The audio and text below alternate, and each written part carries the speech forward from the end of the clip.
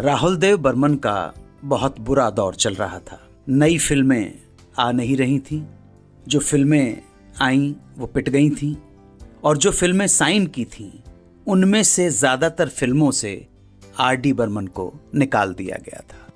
ऐसे में आर.डी. बर्मन को एक फिल्म मिली, 1942 अ लव स्टोरी। मन लगाकर काम पे जुट गए। एक गाने की म्यूजिक की सिटिंग चल रही थी, कुछ ना कहो कुछ भी ना कहो, क्या कहना है क्या सुनना है। राहुल देव बर्मन ने एक धुन बजा के विधु विनोद चोपड़ा को सुनाई। विधु विनोद चोपड़ा इस फिल्म के प्रोड्यूसर डायरेक्टर थे। उन्हें ये धुन बिल्कुल पसंद नहीं आई। फिर भी उन्होंने आर.डी. बर्मन का दिल रखते हुए कहा कि मैं सोच कर बताता हूँ। आर.डी. बर्मन बोले, अरे तू तो कभी सोच के नहीं बोलता भाई, एकदम दिल से बोलता है, तेरा फर्स्ट रिएक्शन बोल। वहाँ कई और भी म्यूजिशियंस बैठे हुए थे। विनोद चोपड़ा ने धीरे धीरे अपनी बात कहनी शुरू की। वक्त की नज़ाकत समझते हुए एक एक करके सारे म्यूजिशियंस कमरे से बाहर निकल गए। तब विधु विनोद चोपड़ा ने कहा, दादा ये जो धुन आपने सुनाई है बिल्कुल ही वाहियात धुन है। मुझे जो चाहिए उससे ये कंपोजिशन कोसों दूर है। आर.डी. बर्मन जहां बैठे थे ठीक उनके सर के ऊपर सचिन देव बर्मन की एक फोटो टंगी थी। विधु विनोद चोपड़ा ने सचिन देव बर्मन की तस्वीर की तरफ इशारा करते हुए कहा, मैं असल में इनकी तलाश में आया हूं। चूंकि अब वो है नहीं तो ये काम सिर्फ आप कर सकते हैं। ये सुनने के बाद आर.डी. बर्मन ने विधु विनोद चोपड़ा से सिर्फ एक ही बात कही, एक ही सवाल पूछा, तू ये बता मैं फिल्म कर रहा हूं कि नहीं। विधु विनोद चोपड़ा ने जवाब दिया, दादा don't give me this emotional rubbish, give me the music I want.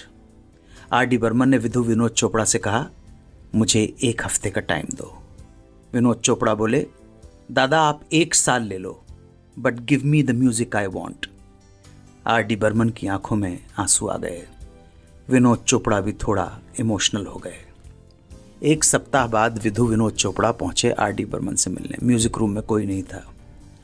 Vinod Chopra को लगा कि अब पंचम आकर उनसे कहेंगे कि मैं फिल्म नहीं कर रहा हूं। थोड़ी देर बाद वो आए। आते ही उन्होंने कहा, यार हुआ नहीं है। उनके हाथ में एक ऑडियो कैसेट था।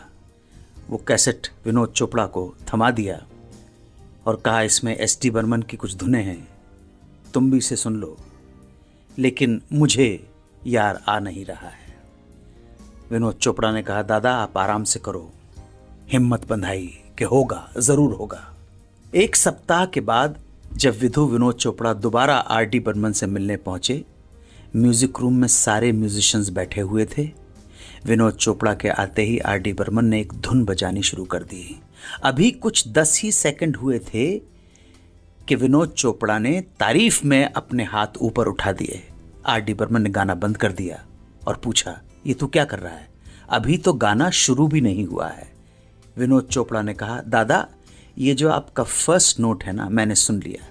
ये गाना अब कहीं नहीं जाने वाला है, ये एकदम परफेक्ट है, बिल्कुल वैसा ही जैसा मुझे चाहिए था। जो धुन विधु विनोद चोपड़ा को पसंद आई वो असल में आर.डी. बर्मन ने बहुत साल पहले जोशीला फिल्म में इस्तेमाल की थी। संयोग की बात है कि उस वक्त गाना उतना ज़्यादा पॉपुलर नहीं हुआ था जितना इस धुन को कॉपी करके 1942 अ लव स्टोरी में हो गया। फिल्म आई, फिल्म के गानों ने धूम मचा दी। आर.डी. बर्मन का नाम फिर चमक उठा, लेकिन सफलता का रस चखने के लिए आर.डी. इस दुनिया में नहीं थे।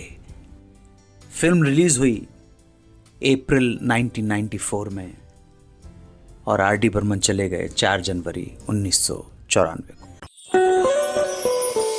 92.7 बिग FM पर आप सुन रहे हैं सुहाना सफर विद अनु कपूर।